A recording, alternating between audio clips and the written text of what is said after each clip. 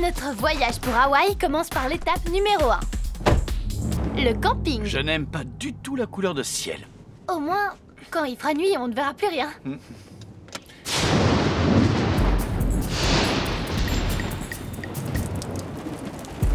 T'avais jeté un œil à la météo? Évidemment. 100% de risque de pluie dans la région de Marchport. Et alors? C'est quoi un peu de pluie? Accompagné de micro-tornades tout au long de la soirée. C'est bon, arrête de lire ça. S'il te plaît, dis-moi que t'as un plan de secours. Évidemment. Attends, c'est ça ton plan de secours? Dormir au magasin sera pas si mal. Je sais pas pourquoi j'y avais pas pensé. Parce que c'est une très mauvaise idée. Oh, et t'as peut-être raison.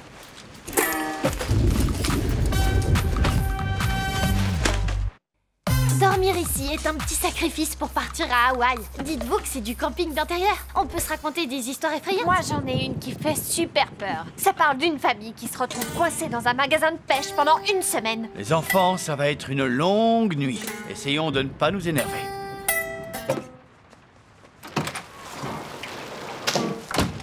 Allez, bonne nuit tout le monde.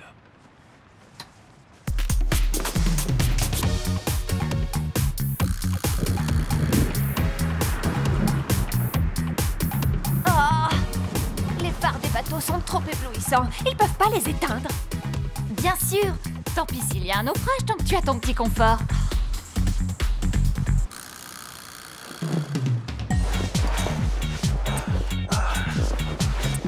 Arrête de bouger ou le ukulélé va revenir à l'intérieur.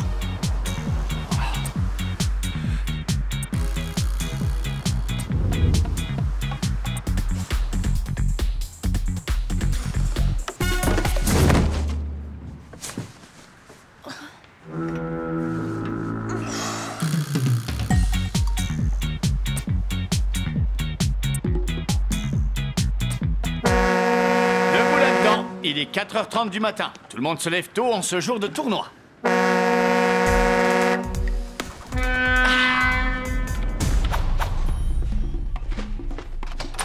Bonjour, madame la propriétaire. Je ne voudrais pas paraître casse-pied, mais il faudrait qu'on parle. Hier soir, quand j'ai verrouillé la porte, j'ai remarqué que vous n'aviez pas de système d'alarme installé. On n'en a pas.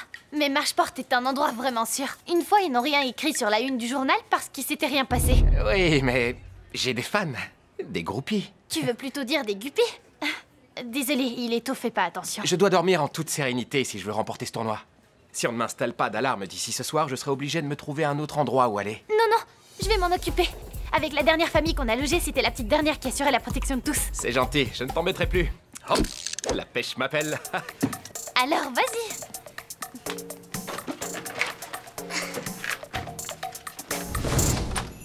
Madame la propriétaire, encore une chose. Je ne voudrais pas paraître casse-pied, mais je suis venu déposer mon petit chien. Petit? Comparé à quoi? Comparé à ce marlin que j'ai attrapé la semaine dernière, Toutou est ridicule. Ça te pose pas de problème, hein?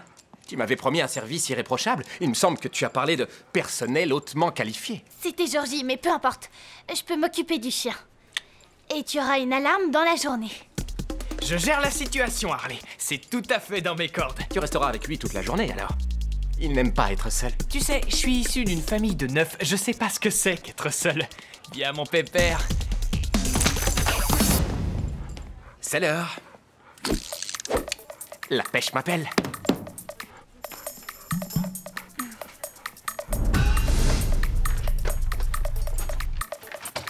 Madame la propriétaire, encore une petite chose. Je ne voudrais pas paraître casse-pied, mais cette cuisine a un problème.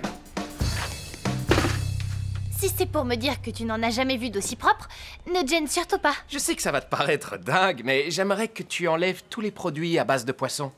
Je le ferai bien moi-même, mais ça porte malheur de toucher le poisson avant d'avoir réussi à l'attraper. Ça ne paraît pas dingue du tout. Les athlètes sont superstitieux. Le joueur de foot Brady Rice range toute sa nourriture par ordre alphabétique. Ça, c'est vraiment dingue. Mais qui suis-je pour critiquer un champion du monde? Intéressant. Madame la propriétaire, je veux un garde-manger par ordre alphabétique. Si c'est assez bien pour Brady, c'est assez bien pour Bailey. Oh, quelle merveilleuse idée, Georgie. Je vais ajouter ta nouvelle requête à ma liste. Notre liste. Je vais m'occuper de ça. Je m'y connais un peu en superstition de sportif. Je ne lave jamais mes chaussettes de compétition. Ce n'est pas de la superstition, c'est juste dégoûtant. Certes. Bon, enfin bref. La pêche m'appelle.